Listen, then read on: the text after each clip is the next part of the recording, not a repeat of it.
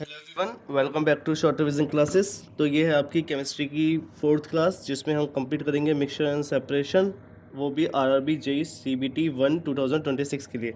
तो चलिए शुरू करते हैं इस पेपर के बारे में। दो सब्सटेंस हमारे वो होते हैं जो या तो एक काइंड के बने हो या फिर उसके अंदर डिफरेंट काइंड हो, बट वो फिक्स प्रोपोर्शन में होना चाहिए। मतलब क्या हुआ, या तो उसमें सेम एलिमेंट हो, जैसे O2 हुआ, आपका N2 हुआ, है ना, सेम एलिमेंट होने चाहिए। या फिर आपके CuSO4 है, दो एलिमेंट हो या तीन एलिमेंट हो, लेकिन वो फिक्स प्रोपोर्शन में होना चाहिए। अगर वो फिक्स प्रोपोर्शन में है तो उनको बोलेंगे हम कंपाउंड्स, और वो होते हैं प्योर सब्सटेंस। इसका मतलब एलिमेंट्स और कंपाउंड्स दोनों क्या होते हैं, प्योर सब्सटेंस होते हैं, है ना। ऐसा नहीं कि कंपाउंड्स जो होते हैं वो कोई कोई मिक्सचर में बोलते हैं, मिक्सचर नहीं होते हैं, वो आपके कंपाउंड होते हैं। ठीक है, तो एलिमेंट्स कौन से हो गए, फंडामेंटल बिल्डिंग ब्लॉक्स होते हैं मैटर के, और उसमें एक टाइप के एटम होते हैं। जैसे आपका गोल्ड हुआ, ऑक्सीजन हुआ, गोल्ड का नंबर वो क्या होता है, सिंबल AU हुआ, है ना। AG, सिल्वर का क्या हुआ, AG हुआ, ऑक्सीजन का क्या होता है, O2 हुआ। सेम है, तो सेम एलिमेंट है, तो ये आपका हो गया प्योर सब्सटेंस है। अगर प्योर सब्सटेंस है और वो दो या दो से ज़्यादा डिफरेंट एलिमेंट के बने हो, लेकिन फिक्स रेशियो हो, क्या हो, फिक्स रेशियो हो, तो उसको बोलेंगे कंपाउंड। और कंपाउंड भी क्या होते हैं, आपके प्योर सब्सटेंस होते हैं, जैसे CuSO4, FeSO4, H2O। अच्छा, आरआरबी का एक क्वेश्चन है कि CuSO4 कौन से कलर का होता है, तो आपको बताना चाहिए उसके क्रिस्टल्स होते हैं ब्लू कलर के। FeSO4 के क्रिस्टल्स कैसे होते हैं, तो ये होते हैं आपके ग्रीन कलर के। ठीक है, तो आपको ये याद रखना है। अब एलिमेंट्स को हम तीन तरह से वो क्लासीफाई कर देते हैं। मेटल्स, जो मेटल्स होते हैं, ये नॉन मेटल्स जैसे O2N2 एसिड, मेटल्स जैसे आयरन, मैग्नीशियम, कैल्शियम, सोडियम, है ना। और मेटलॉइड्स कौन से होते हैं, जो ना तो मेटल्स होते हैं, नॉन मेटल्स होते हैं, जो जैसे कि example silicon, germanium. Silicon germanium कहाँ पर यूज़ होते हैं, सेमीकंडक्टर इंडस्ट्रीज में होते हैं। तो ये भी आपको पता होना चाहिए। इस चैप्टर में हमें मेन जो पढ़ना है वो पढ़ना है मिक्सचर्स, और फिर उनके हम पढ़ेंगे सेपरेशंस। ये आपकी प्योर एनसीईआरटी जो न्यू आई है आपकी, उसके बेसिस पे है। इसमें जो एशियंट टच दे रखा है वो सब मैंने कवर करा हुआ है। ठीक है, तो सही है, मिक्सचर स्टार्ट करते हैं। मिक्सचर्स जो होते हैं वो आपके टू या दो से ज़्यादा सब्सटेंस से बनते हैं, या एलिमेंट, दो एलिमेंट या दो कंपाउंड से मिलकर बनेंगे, लेकिन उनका जो प्रपोर्शन होगा वो कोई सा भी हो सकता है। अगर वो किसी भी प्रपोर्शन में मिक्स है तो उसको बोलेंगे मिक्सचर्स हैं। अगर वो फिक्स प्रपोर्शन में मिक्स हैं तो आप बोलोगे उनको कंपाउंड्स, और कंपाउंड हो गए प्योर, मिक्सचर हो गए मिक्सचर्स। ठीक है। अच्छा, अब जो टाइप्स होते हैं वो हमारा होता है, एक होता है होमोजीनियस मिक्सचर, जिसमें कोई भी विजिबल बाउंड्रीज नहीं होती हैं। विजिबल बाउंड्रीज नहीं होती हैं का मतलब क्या है, विजिबल बाउंड्रीज का मतलब है कि उसके अंदर कोई भी हमें सेपरेशन दिखाई नहीं देगा। अगर हमें सेपरेशन दिखाई नहीं दे रहा है और तो हम बोलेंगे उसको होमोजीनियस मिक्सचर। जैसे कि आपका मिक्सचर ऑफ वाटर और शुगर, तो इसको हम मिला दिया हमने, तो ये कैसे बन गया, होमोजीनियस। हेट्रोजीनियस होता है जिसमें हमें विजिबल बाउंड्रीज दिखाई देती हैं, जैसे कि शुगर और आपका नमक, और हमने रेत को मिला दिया, चीनी या रेत को मिला दिया, तो हो जाएगा हेट्रोजीनियस मिक्सचर। अब हेट्रोजीनियस मिक्सचर में भी एक होता है आपका कोलाइडल मिक्सचर। कोलाइडल मिक्सचर होते हैं वो मिक्सचर जो कि आपका दिखता तो होमोजीनियस जैसा है, पर है एक्चुअली कैसा, हेट्रोजीनियस, तो उसको बोलते हैं कोलाइडल मिक्सचर। जैसे मिल्क हुआ, ब्लड हुआ। ठीक है। सॉल्यूशन क्या होता है, सॉल्यूशन होमोजीनियस मिक्सचर होता है जो आपका होता है दो या दो से ज़्यादा सब्सटेंस का, जैसे नींबू पानी होता है। इसके अंदर दो चीज़ें होती हैं, एक होता है सॉल्यूट और एक होता है सॉल्वेंट। सॉल्यूट क्या हो गया आपका, जो चीज़ मिलाई जाती है, जैसे हमने शुगर मिलाई है, फिर ऐसे याद रखो जो लेस क्वांटिटी में होती है ज़्यादातर, ऐसे याद रखने का तरीका होता है। जो कम क्वांटिटी में जिसमें मिलाई जाती है, जिसको मिलाया गया, शुगर को मिलाया गया, तो ये हो गया सॉल्यूट। जिसमें मिलाया गया, जो ज़्यादा क्वांटिटी का होगा, है ना, तो उसको बोलेंगे हम सॉल्वेंट। ऐसे याद रखने का तरीका रहता है, याद रखिएगा। अच्छा, सॉल्यूट क्या होगा, compound that are dissolve in solvent, जो सॉल्वेंट में मिलाया जाता है। सॉल्वेंट क्या होता है, जो आपका जिसके अंदर दूसरा कंपोनेंट मिलाया जाता है। फिर आता है कंसंट्रेशन। अगर हमें इसका कंसंट्रेशन निकालना हो परसेंटेज में, कैसे निकालेंगे, जैसे मास बाय मास परसेंटेज तीन तरह से होता है। मास बाय मास, एक होता है मास बाय वॉल्यूम, और एक होगा आपका वॉल्यूम बाय वॉल्यूम। तीन तरह से मिलाया जाता है। जैसे मास बाय मास है तो mass of solute upon mass of solution. जैसे क्वेश्चन है 10 gram of salt, 10 gram salt मिलाया गया 90 ग्राम वाटर में, तो सॉल्यूट कितना हो गया, तो आप कहोगे 10। सॉल्वेंट कितना हो गया, तो आप कहोगे 90, है ना। फिर आप कहोगे सॉल्यूशन कितना हो गया, है ना, तो सेम कितना हो गया टोटल मिला के 100। अब इन्हें कहिए परसेंटेज। परसेंटेज क्या होता है, mass of solute upon mass of solution. Solution कितना हो गया 100 इंटू 100, तो कितना परसेंट हो गया, तो 10% इसके अंदर क्या मिला हुआ है, कंसंट्रेशन है, मतलब 10% इसके अंदर क्या कहते हैं, सॉल्ट मिला हुआ है। ऐसे ही दूसरा होता है mass by volume. Mass by volume में क्या होगा, mass of solute upon mass of solution. तो इसमें क्या होगा कि जैसे कि 5 ग्राम ग्लूकोज है, तो सॉल्यूट कितना हो गया, तो आप कहोगे भाई 5 ग्राम हो गया। इसको बनाया गया सॉल्वेंट कितने में, 100 ग्राम में।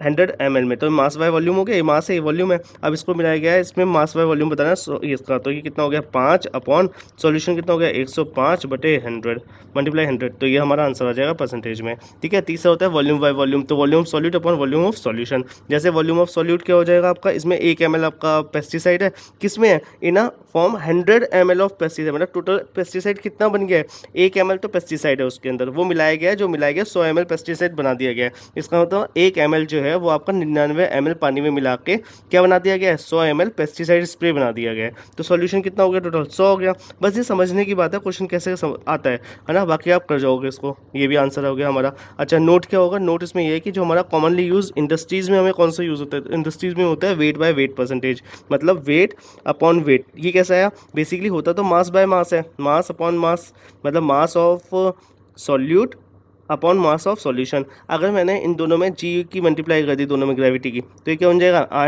एम इंटू जी, मतलब क्या हो गया वेट, तो weight of solute upon weight of solution, तो वेट ऑफ सॉल्यूशन। तो इंडस्ट्रीज़ में हमारा वेट के उससे यूज़ होता है कि वेट कितना है, उस हिसाब से हमारा यूज़ होता है कंसंट्रेशन ऑफ सॉल्यूशन।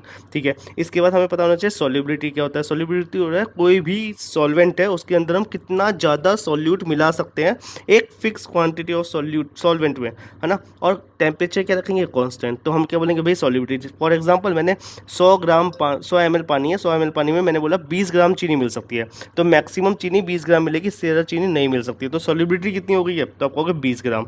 ऐसे ही सॉल्युबिलिटी सैचुरेटेड कर्व क्या होगा कि वो पॉइंट जिस पे उस टेम्परेचर पे उससे ज़्यादा हम चीनी नहीं मिला पा रहे हैं, तो उसको क्या बोलेंगे solubility curve. A solution that can not dissolve any more solute at that temperature, उस टेम्परेचर पे। मैंने बोला ये सैचुरेशन कर्व आ गया इसका, मतलब 20 ग्राम पे इसका ये कर्व है, इससे ऊपर नहीं जा सकता है। जैसे कि मैंने बोला 10 डिग्री पे 50 से थोड़ा सा नीचे ग्राम, मतलब 45 ग्राम के आसपास जा सकता है।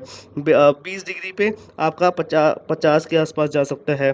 30 डिग्री पे 50 से थोड़ा सा ऊपर जाएगा। तो जैसे जैसे हम टेम्परेचर बढ़ा रहे हैं, जैसे जैसे हम टेम्परेचर बढ़ा रहे हैं, वैसे वैसे क्या होगा सॉल्युबिलिटी भी इंक्रीज़ होगी, मतलब ज़्यादा टेम्परेचर बढ़ाएंगे तो ज़्यादा हम मिला सकते हैं। जैसे कि आपके पास पानी है, पानी में आपने चीनी डाली, तो आप वो जितनी घुल जाएगी, उसके बाद नहीं घुल रही है तो आप हल्का सा टेम्परेचर गर्म कर दो, टेम्परेचर बढ़ा दोगे तो सॉल्युबिलिटी क्या होगी, बढ़ जाएगी आपका, और जितनी चीनी आपने मिलाई है और ज़्यादा मिलाओगे तो वो भी घुल जाएगी। तो इस मारे सॉल्युबिलिटी जो है वो आपकी इंक्रीज़ होती है टेम्परेचर के साथ साथ। Solubility of a solid solute in a liquid solvent generally increases with temperature. ये मैं किसकी बात कर रहा हूँ, लिक्विड की बात कर रहा हूँ। लेकिन गैसेज में क्या होगा, गैसेज में सॉल्युबिलिटी डिक्रीज हो जाती है टेम्परेचर के साथ। क्या होता है, अगर आप टेम्परेचर बढ़ाओगे तो गैस मिलना बंद हो जाएंगी। ठीक है, तो ये आपको याद रखना है। ठीक है, इसके बाद हमें पढ़ना है सेपरेशन के बारे में। सेपरेशन में हमने क्या पढ़ना है, पहला होता है क्रिस्टलाइजेशन। क्रिस्टलाइजेशन क्या होता है, जैसे मुझे CuSO4 के क्रिस्टल्स बनाने हैं। सिंपल सी बात है, मैंने एक बीकर लिया, इस बीकर में मैंने CuSO4 ले लिया, मैंने यहाँ पर एक पेंसिल रखी, उस पेंसिल पे धागा बांध दिया, ओवरनाइट छोड़ दिया स्टेबल एकदम, तो इसके ऊपर एक ब्लू कलर के क्रिस्टल्स आ जाएंगे। वो क्रिस्टल्स किसके होते हैं, वो होते हैं CuSO4 के। तो यही मैंने यहाँ पर लिखा हुआ है कि क्रिस्टलाइजेशन में क्या होता है, हम क्रिस्टल्स को बनाते हैं, कैसे बनाते हैं ये पूरा सेटअप करके। ठीक है, ऐसे ही दूसरा एग्जाम्पल क्या दे रखा है इन्होंने, पानी में नमक डाल रखा है, तो नमक के भी क्या होंगे, सेम क्रिस्टल्स ऐसे इस पर लग जाएंगे। NCERT में दे रखा है कि जो पांगा सॉल्ट है वो आपका बॉइलिंग करते हैं किसका, सी ब्राइन्स का, और जो हमारा कर्कश सॉल्ट है ये बनता है एवोपरेशन ऑफ सी वाटर से, मतलब एवोपरेशन से कौन सा होगा, कर्कश सॉल्ट, और आपका बॉइलिंग से कौन सा होगा, सी ब्राइन से पांगा सॉल्ट। ये याद रखना है आपको। फिर आता है डिस्टिलेशन मेथड। डिस्टिलेशन मेथड क्या होता है, दो लिक्विड है आपके पास, अब दो लिक्विड को आपने इसमें मिक्स कर रखा है। एक मान लो पानी है जिसका टेम्परेचर कितना होता है, बॉइलिंग टेम्परेचर 100 डिग्री, एक का है एसीटोन, उसका कितना है, मान लो 56 डिग्री 57 डिग्री, 56 डिग्री मान लेते हैं, इसके आसपास ही होता है। तो अब इसको उबाला, तो जैसे ही 56 डिग्री हुआ तो जो एसीटोन होगा इसमें वो ऊपर आने लग जाएगा, बॉयल हो जाएगा, तो वो आ गया बॉयल होके, आगे चल के हमने क्या करा, उसको कंडेंस कर लिया। ये सेटअप है, ध्यान से देखना। मैंने इसके अंदर एसीटोन और वाटर है, अब जैसे ही 56 डिग्री हुआ हमने थर्मोमीटर लगा रखा है, 56 डिग्री पे एसीटोन उबलने लग जाएगा और वो यहाँ पर आ गया। अब ये क्या है, वेपर की फॉर्म में होगा, यहाँ पर आया, यहाँ पर क्या लगा हुआ है, वाटर कंडेंसेशन करने के लिए हमने ठंडा पानी लगा रखा है। अब वो एसीटोन ठंडा हो गया और बूंद बूंद हमारा कैसा आ गया, हमें एक बीकर में मिल गया, तो प्योर एसीटोन हमें मिल जाएगा। ऐसे ही इसी प्रोसेस को बोलते हैं डिस्टिलेशन प्रोसेस। क्या बोलते हैं, डिस्टिलेशन प्रोसेस इस पूरे में यहाँ पर लिखा हुआ है। ठीक है, अगर डिस्टिलेशन प्रोसेस हमारे में पहले से यूज़ होता है। कहाँ यूज़ होता है? जब हमें फ्रेगनेंस परफ्यूम बनानी होती है। परफ्यूम कहाँ बनते हैं? इंडिया की परफ्यूम सिटी कौन सी है? तो वो है कन्नौज। इत्र सिटी इसको बोलते हैं, इत्र बनाना, फूलों से जो इत्र बनाते हैं हमारे यहाँ। तो उस मेथड को जो यहाँ पर देग भप वो डिस्टिलेशन है, वहाँ पर बोला जाता है देग भपका मेथड। ठीक है, तो ये भी न्यू एनसीईआरटी में दे रखा है ना। तो हमें पता होना चाहिए, क्योंकि अगर एनसीआर वो आरआरबी जाती है न्यू एनसीईआरटी पे, तो वो ये क्वेश्चन ज़रूर निकालेगी। ठीक है, तो ये हमारा डिस्टिलेशन प्रोसेस हो गया। दूसरा होता है फ्रैक्शन डिस्टिलेशन। इसमें क्या होगा, अलग अलग टेम्परेचर के बहुत सारे मिक्स होते हैं सॉल्यूशन में। जैसे क्रूड ऑयल है, क्रूड ऑयल में बहुत सारी चीज़ें मिक्स होंगी। अब उसमें जैसे जैसे जिसका जो टेम्परेचर है, वो टेम्परेचर के साथ साथ वो वेपर बनेगा, इधर आएगा और इसमें से कंडेंस होकर निकल जाएगा। पेट्रोल है, पेट्रोल का क्या होता है, टेम्परेचर सबसे ज़्यादा होता है तो वो गर्म होता है, तो वो और ज़्यादा निकल जाएगा। पेट्रोलियम का और ज़्यादा होता है तो वो यहाँ पर निकल जाएगा। तो सब हमारे सेपरेट होते जाएंगे उस क्रूड ऑयल से। इंडिया भी यही करता है, इंडिया बाहर से मंगाता है क्रूड ऑयल खाली। ये जो फैक्ट्री है, मतलब ये तरह से जो डिस्टिलेशन वो है, क्या कहते हैं, प्लांट है, ये इंडिया में बने हुए हैं, है ना। तो क्रूड ऑयल मंगाता है, खुद ही अलग अलग कर लेता है, पेट्रोल अलग, पेट्रोलियम गैस अलग, बिटुमेन अलग। तो इस तरह से आपकी कोई हर चीज़ सेपरेट हो जाती है। इस प्रोसेस को बोलते हैं फ्रैक्शनल डिस्टिलेशन प्रोसेस, है ना। तो ये यहाँ पर लिखा हुआ है। अब इसमें याद करने वाला क्या है, इसमें याद रखना है कि ये जो क्रूड ऑयल है ना, इसके अंदर ये फ्रैक्शनल डिस्टिलेशन तभी लगा सकते हैं जो इनके टेम्परेचर है वो लेस देन, उनका जो टेम्परेचर बॉइलिंग पॉइंट है वो लेस देन 25 केल्विन हो। मतलब आपस में जो बॉइलिंग टेम्परेचर है वो 25 केल्विन से कम होना चाहिए। ये आपको याद रखना है। अच्छा, ये यूज़ कहाँ होता है? पेट्रोल में, रिफाइनरी में यूज़ होता है, जो पेट्रोल निकालने के लिए, केरोसिन, डीजल वगैरह निकालने के लिए ये होता है। अच्छा, दो से ज़्यादा अगर हमें वो क्या कहते हैं मिक्सचर को सेपरेट करना है तो हम फ्रैक्शनल डिस्टिलेशन लगाएंगे। तीसरा होता है पेपर क्रोमेटोग्राफी। ये वही मेथड है जो हम शुगर लेवल चेक करने में, हमारी बॉडी में डोप टेस्ट करने के लिए कि कोई वो तो नहीं है, ड्रग्स वगैरह नहीं है ब्लड में, ये सब चेक करने के लिए कौन सा यूज़ होता है? Paper chromatography. जो डायबिटीज़ की वो होती है ना, मशीन होती है, उसमें जो स्ट्रिप होती है, उसमें जो हल्का सा यहाँ पर ब्लड लगा के रखते हैं, लाइन लगी होगी, देखना ऐसे, तो उस ब्लड यहाँ पर आता है, ब्लड वो सेपरेट कर देता है, देखता है कि इसके अंदर क्या कितने शुगर लेवल्स हैं। तो इस तरह से छोटी सी मशीन आती है, इस तरह की होती है ना, जो देखना यहाँ पर स्ट्रिप लगाते हैं, यहाँ पर रीडिंग आ जाती है उसकी। तो वही चीज़ यहाँ पर वो इसी मेथड को यूज़ करते हैं। अब इसमें होता है क्या, ध्यान से देखना कि ये आपके एक लाइन खींच देते हैं, यहाँ पर ये इंक है। अब इंक क्या हुआ, हल्का सा पानी में डाल दिया, पानी में क्या होगा, ये फैलेगा तो इंक फैल जाएगी। अब इसके अंदर जितने भी कलर्स होंगे वो सेपरेट हो जाएंगे। मान लो व्हाइट कलर है, तो व्हाइट कलर कितने में सेपरेट होता है? 7 कलर्स में सेपरेट होता है। क्या बोलते हैं उसको? विव ग्योर। तो क्या होगा, वो अपने आप कलर सेपरेट हो जाएंगे, क्योंकि उनकी स्पीड क्या होती है, अलग अलग होती है। तो आपको ये याद रखना है कि क्रोमेटोग्राफी आपका सेपरेट करने की याद आता है, कोई भी डाई वगैरह हो। तो it is a technique use for separation of solute that dissolve in same solvent. Same solvent में जो जो सॉल्यूट उसके अंदर घुसे होते हैं। अच्छा, अब ये जो हमें सेपरेट करना होता है, ये हम कैसे करते हैं कि पेपर क्रोमेटोग्राफी से करते हैं। और इसमें क्या होता है, सॉल्यूट या सॉल्वेंट के ऊपर से बाहर ऊपर आ जाता है, मतलब मूव्स अप हो जाता है। क्यों हो जाता है? क्योंकि इनकी स्पीड जो होती है वो क्या होती है, डिफरेंट होती है। ये याद रखना हर कलर की। तो इस मारे हम ये मेथड यूज़ करते हैं। ब्लड वगैरह में भी सेम चीज़, है ना, सेम ड्रग्स वगैरह देखने के, इसके अंदर ड्रग्स के कोई कंपोनेंट तो नहीं है, तो वो सब हम पेपर क्रोमेटोग्राफी मेथड से यूज़ कर लेते हैं। ठीक है, ये तो हो गए होमोजीनियस मिक्सचर्स जो थे हमारे सेपरेट करने के लिए। देखो इसके अंदर होमोजीनियस मिक्सचर था, दिखता नहीं था, है ना, और इसके अंदर भी क्रूड ऑयल भी होमोजीनियस मिक्सचर है। अब आते हैं हेट्रोजीनियस पे। हेट्रोजीनियस क्या है कि अगर मान लो इमिसिबल लिक्विड है, इमिसिबल लिक्विड मतलब जो घुलते नहीं है, जैसे ऑयल और वाटर है ना। अब क्या होगा, अब देखो ऑयल की डेंसिटी कम है, वो ऊपर आके ऊपर हो जाएगा, है ना, केरोसिन ऑयल, और नीचे क्या आ जाएगा, पानी आ जाएगा। अब तुम्हें इसको करना है तो तुम क्या करोगे, एक ऐसा मेथड लगाओगे जिसमें यहाँ पर स्टॉप कॉक लगी होगी, है ना। अब तुमने स्टॉप कॉक को ओपन कर दिया, अब तो पानी नीचे आएगा सबसे पहले। जैसे ही पानी का लेवल यहाँ तक आया, पानी सब निकल गया, तेल निकलना चालू हुआ, जैसे ही तुमने इसको बंद कर दिया वापस से, तो बचेगा क्या, इस फेनल में तो मिलेगा प्योर प्योर हमें केरोसिन, और जो नीचे बाहर चला गया उसमें हमें क्या मिलेगा, सिर्फ और सिर्फ वाटर। तो इस तरह से हम सेपरेट कर लेते हैं किसी भी इमिसिबल लिक्विड को। इसको भी हम, इसका यूज़ कहाँ होता है, अब मान लो इसके अंदर एक आपका ऐसी मैंने मेथड लगा रखा है, यहाँ पर मैंने स्टॉप कॉक कर दी। अभी पुराना कन्वेंशनल मेथड है कि इसके अंदर आयरन होता है पिघला हुआ। अब क्या हुआ, आयरन जो है वो तो नीचे आ जाएगा, जो उसके बाद मिक्स जो उसकी गंदगी होगी वो यहाँ पर तैरने लग जाएगी। ठीक है, जो मोल्टन आयरन होता है, जो 1400-1500 डिग्री पे जाके आयरन को पिघला दिया जाता है। अब यहाँ से हमने इसको ओपन कर दिया, जैसे ही मैंने इसको ओपन करा तो सिर्फ और सिर्फ आयरन जो है वो नीचे आने लग जाएगा, और जैसे ही गंदगी आनी शुरू हुई मैंने इसको बंद कर दिया। तो इस प्रोसेस को हम बोलते हैं कि कोई भी दो इमिसिबल लिक्विड जो है, जो घुलते नहीं है आपस में, उनको निकालना है तो मैं कैसे निकालूंगा। तो ये आपसे पेपर में पूछ सकते हैं कि इसका एग्जाम्पल क्या होगा। फिर आता है सब्लिमेशन मेथड। सब्लिमेशन मेथड का मतलब क्या होता है, जिसमें हम सॉलिड से सीधे क्या बन जाता है, वेपर बन जाता है, लिक्विड नहीं बनता, है ना। जैसे मान लो आपके पास एक ऐसी बॉक्स है, उसके अंदर सैंड है और साथ में कपूर डल गया उसके अंदर। अब आपको कपूर निकालना है, कपूर जो होता है जो पूजा में काम आता है वो वाला कपूर। तो आप क्या करोगे, अब इसको हीट करने लग जाओगे, तो जो कपूर है वो एकदम से वेपर बनेगा, सीधे सीधे वेपर बनेगा, तो वो ऊपर आ जाएगा, आप ऊपर आके उसको कलेक्ट कर सकते हो, या फिर साइड में यहाँ पर लग जाएगा वो ऐसे ऐसे, है ना। तो इसको इसको हम प्रोसेस को बोलते हैं सब्लिमेशन प्रोसेस। क्या बोलते हैं? सब्लिमेशन। अच्छा, सॉलिड से सीधे वेपर में बने तो बोलते हैं सब्लिमेशन, वेपर से सीधे सॉलिड में बने तो बोलते हैं डिपोजिशन। ठीक है, तो ये दोनों चीज़ आपको याद रखनी है सीधे सीधे इस प्रोसेस को। ये प्रोसेस देखो, ये रखा चाइना डिश है, इसके अंदर मिक्सचर है किसका? अमोनियम क्लोराइड का और सॉल्ट का। जो अमोनियम क्लोराइड है वो तो ऊपर आ जाएगा सीधे सीधे, है ना, और नीचे क्या रह जाएगा? सॉल्ट नीचे रह जाएगा, क्योंकि अमोनियम क्लोराइड क्या होता है? सीधे वेपर बन जाता है आपका कम टेम्परेचर पे।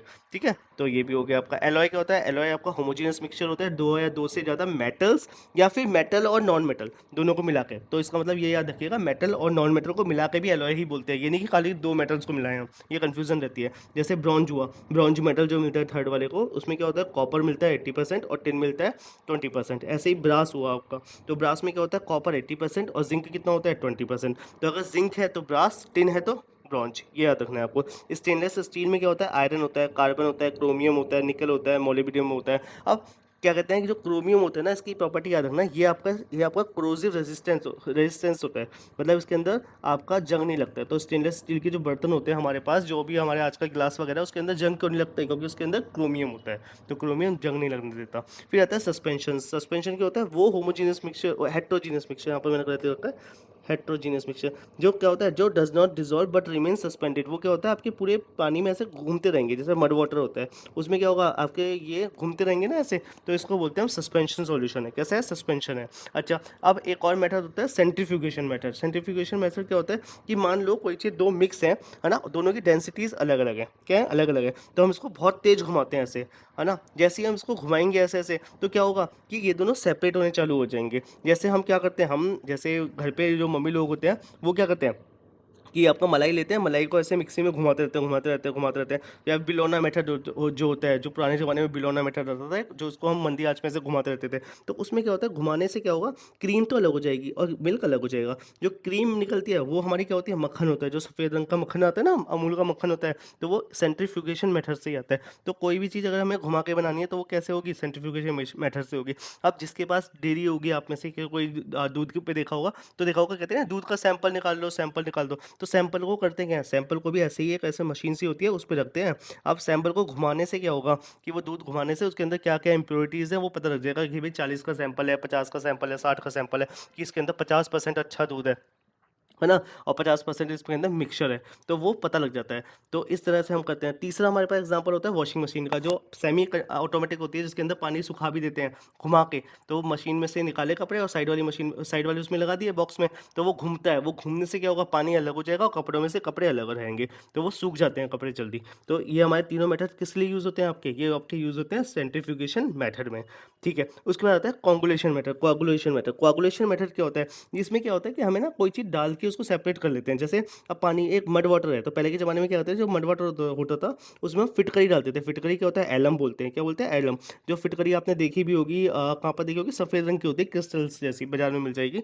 तो वो फिटकरी आप अगर पानी में डाल दोगे मडी वाटर में, तो वो फिटकरी में क्या चीज़ चिपक जाएगी? जितनी भी मिट्टी है ना, वो सब चिपक जाएगी। तो आप बोलोगे कि अच्छा ये चिपक गई, तो पानी क्या होगा? सेपरेट हो गया, और जो मिट्टी मिट्टी है वो आप बाहर निकाल दिया आपने, तो वो गंदगी निकल जाएगी। तो इसलिए ऐसा इस मेथड को बोलते हैं कोआगुलेशन मेथड। और कहाँ देखा है आपने? अब जो मिट एक और चीज़ जो फिटकरी है, जो उसको तो बोलेंगे कोआगुलेंट। क्या बोलेंगे? कोआगुलेंट। और जो मेथड का नाम होगा वो क्या होगा? कोआगुलेशन। ये याद रखना है आपको, ठीक है। इसके बाद ये एग्जांपल कहाँ पर होता है? सेम है। अब जैसे दूध है ना, मिल्क में हमने क्या डाला? जो पनीर बनाना होगा तो हम इसमें क्या डालते हैं? या तो हम डालते हैं एसिटिक एसिड। क्या डालते हैं? Acetic acid.